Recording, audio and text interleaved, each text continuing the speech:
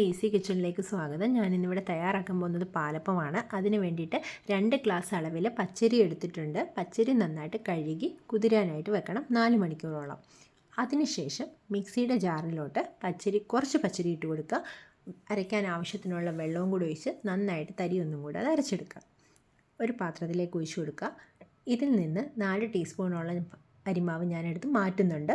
അത് കപ്പി കച്ചുന്നതിന് വേണ്ടിയിട്ടാണ്. മിക്സിയുടെ ജാറ് കഴുകിയ വെള്ളവും കൂടെ ഞാൻ ഒഴിച്ചു കൊടുക്കുന്നുണ്ട്. ഇത് മാറ്റി വെക്കാം. അതിനുശേഷം ബാക്കി വന്ന പച്ചരി മിക്സിയുടെ ജാറിലോട്ട് ഇട്ട് കൊടുക്കുക. 2 കപ്പ് അളവിലാണ് ഞാൻ തേങ്ങ എടുത്തിരിക്കുന്നത്. ഞാൻ വിളഞ്ഞ തേങ്ങയാണ് എടുത്തിരിക്കുന്നത്. നമുക്ക് എളുപ്പം തേങ്ങ വേണമെങ്കിലും എടുക്കാവുന്നതാണ്. അതിനുശേഷം ഇതിലേക്ക് 1 ടേബിൾ സ്പൂണോളം ചോറിട്ട് കൊടുക്കുന്നുണ്ട്. അരയ്ക്കാൻ ആവശ്യത്തിനുള്ള വെള്ളവും ഒഴിച്ച് നന്നായിട്ട് അരച്ചെടുക്കുക. അതും ഈ നേരത്തെ അരച്ച് വെച്ചിരിക്കുന്ന മാവിലോട്ട് ഒഴിച്ചു കൊടുക്കുക. അതിനുശേഷം നമ്മൾ മാറ്റി വെച്ചിരിക്കുന്ന കപ്പി കാച്ചാനുള്ള മാവ് അടുപ്പേ വെച്ച് ഫ്ലെയിം മീഡിയത്തിലാക്കി നന്നായിട്ട് ഇളക്കിക്കൊണ്ടിരിക്കണം. ഇളക്കിക്കൊണ്ടിരിക്കണം. കട്ട കെട്ടാതിരിക്കാനാണ്. ഒരുമാതിരി കുറച്ച് കഴിയുമ്പോഴത്തേക്കിന് ഈ ഒരു സ്റ്റേജിലെത്തും, ഒന്ന് കുറുകി വരും. അപ്പത്തേക്കിന് ഫ്ലെയിം ലോയിലാക്കി പിന്നെയും ഇളക്കിക്കൊണ്ടിരിക്കണം.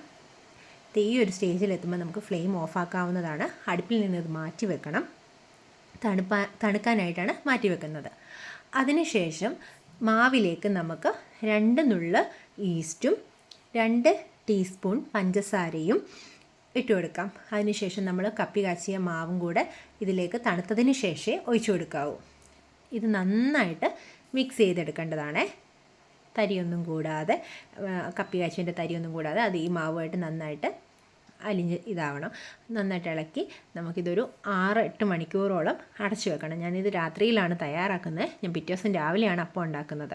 അങ്ങനെ നമുക്ക് ചെയ്യാവുന്നതാണ്. അടച്ചു വെച്ച് പിറ്റേ ദിവസം രാവിലെ എടുത്ത് ഇതിലേക്ക് ഞാൻ ആവശ്യത്തിന് ഉപ്പിട്ട് കൊടുക്കുന്നുണ്ട്. ഉപ്പിട്ട് കൊടുത്തതിന് ശേഷം ഞാൻ എല്ലാം നന്നായിട്ടൊന്ന് ഇളക്കിയതിന് ശേഷം അരമണിക്കൂർ ഒന്ന് സെറ്റാവാനായിട്ട് വെക്കുന്നുണ്ട്. അരമണിക്കൂറിന് ശേഷം എടുത്തു നോക്കുമ്പോൾ നല്ലതായിട്ടൊരു കുറുകിയ മാവ് നമുക്ക് കിട്ടും. ഇത് അരമണിക്കൂറിന് ശേഷമാണ്. അതിനുശേഷം അപ്പച്ചട്ടി വെച്ച് അതിലേക്ക് 1 കപ്പ് തവി അളവിൽ മാവ് ഒഴിച്ചു കൊടുത്ത് നന്നായിട്ടൊന്ന് കറക്കിയെടുത്തിട്ട് ഇത് കുത്തുകൾ ഇങ്ങനെ കുറച്ച് നേരം ഒന്ന് വീഴാനായിട്ടൊന്ന് വെയിറ്റ് ചെയ്യണം. കുറച്ച് നേരം ഒന്ന് വെയിറ്റ് ചെയ്യുമ്പോഴത്തേക്കിന് അത്യാവശ്യം ഇങ്ങനെ കുത്തുകൾ വരും. അതിനുശേഷം ഇത് അടച്ചു വെച്ച് വേവിക്കാവുന്നതാണ്. കുറച്ച് നേരം അടുപ്പിലിരുന്നാൽ മതി. അതിനുശേഷം നമുക്ക് ഇതെടുക്കാവുന്നതാണ്. ഈ സ്റ്റേജ് എത്തുമ്പോൾ നമുക്ക് അടച്ചു വെക്കാം. അടച്ചു വെച്ചതിന് ശേഷം ഒരു 5 മിനിറ്റ് വേണ്ടി വരത്തില്ല, മീഡിയം ഫ്ലെയിമിൽ മതി. ഒരു 3 മിനിറ്റൊക്കെ കഴിയുമ്പോഴത്തേക്കിന് അത് അപ്പം റെഡിയാകും. ഇതൊന്ന് ജസ്റ്റ് നോൺ സ്റ്റിക്കിൻ്റെ ആണെങ്കിൽ ഒന്ന് ഇങ്ങനെ ഇളക്കിയാൽ മതി, പെട്ടെന്ന് തന്നെ ഇളകി വരും. അതിനുശേഷം അടുത്ത അപ്പം ഉണ്ടാക്കുന്നതാണ് കാണിക്കുന്നത്. അതും ഇതുപോലെ തന്നെ മാവ് ഒഴിച്ച് കുത്തുകളൊക്കെ ഒന്ന് വീഴുന്നിടം വരെ ഒന്ന് വെയിറ്റ് ചെയ്യണം. അതിനുശേഷം നമുക്കിത് അടച്ച് വെക്കാവുന്നതാണ്. കുറച്ച് നേരം കഴിയുമ്പോഴത്തേക്കിന് എടുത്ത് നമുക്ക് അപ്പം റെഡിയാവും.